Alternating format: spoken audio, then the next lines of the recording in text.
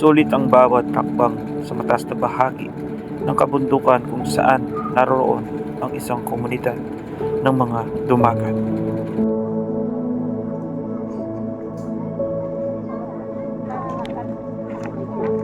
Ako yung nananakit ng nanay. Kaya kabaho ako ang makita niyo sa lahat po ba yung pinagbala? Yes! Palakpakan po natin ang ating pamilya.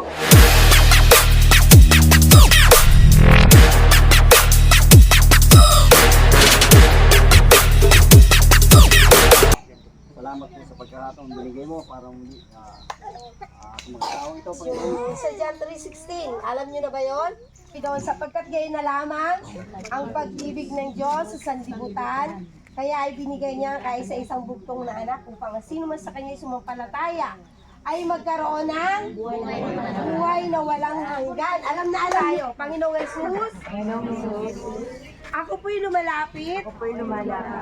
Good morning po! Ang hina naman ng energy. Ano ba ilalakas yan? Good morning po! Good morning! So, sino po nakakatanda ng pangalan ko? Walang nakikinig. Ano ba yan? Sige, konting background po tungkol po sa akin.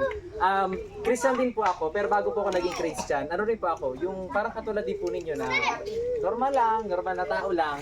Pero nung nakakilala po sa Panginoon, nagbago po. Hindi lang po yung buhay ko, buong pamilya po namin. Hindi lang po yung buong pamilya po namin, bagkus po yung buong purok po namin doon sa dati naming tinitirahan.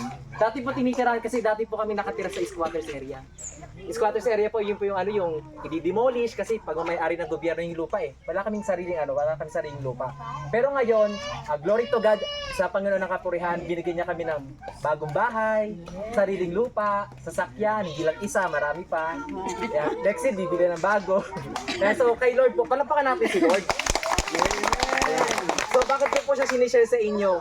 Kung nangyari po sa amin yun, pwede rin po mangyari sa inyo. Ano lang po ginawa namin? Naniwala lang kami sa Kanya na kaya niyang baguhin yung buhay namin. And ito pala yung gusto po nilang i-extend o i-abot po sa inyo. Ayan, so ayun lang po. Maraming salamat. Palapakan po natin ulit si Lord. Siyempre, pagpunta tayo sa exciting na part. Diba? Ang pamigay ng pagpapala. Ay, pagpapala natin si Lord. Ayan, so, tatawagin ko po yung pangalan. Tapos lapit na lang po kayo dito para po maabutan po ng blessing. Saan ba? Kunin mo nga muna. Ano mo yung asawa? Ayan. Sige po. Pakuha na lang po. Tapos si Josephine Harapilo.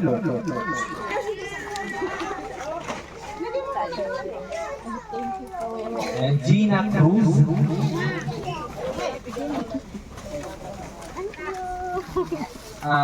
Eliza or